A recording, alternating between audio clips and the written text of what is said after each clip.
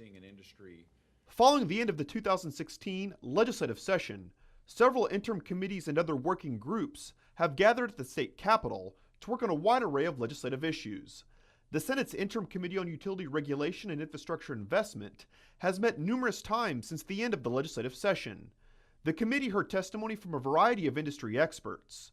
Lawmakers discussed the importance of updating the state's aging electrical grid, the role of the Public Service Commission, rising utility rates, and several other energy-related topics. If we're going to have economic development in Missouri, we've got to make sure we have an attractive utility rate. It is one of the top three that any company looks at once they want to establish an operation here.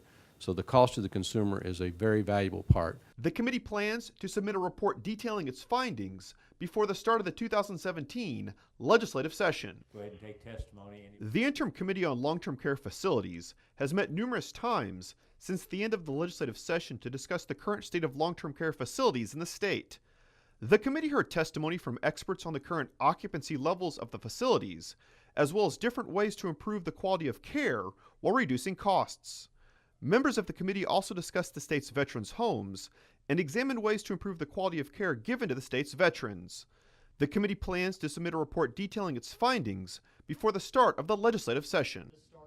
The Legislative Task Force on Dyslexia has met several times over the interim to discuss ways the state can help students dealing with the disorder.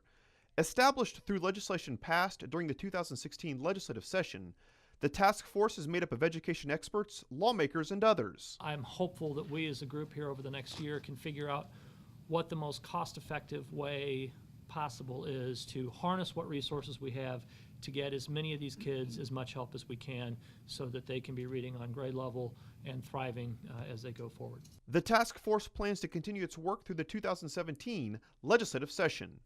Lawmakers return to the state capitol on January 4th at noon for the start of the first regular session of the 99th General Assembly.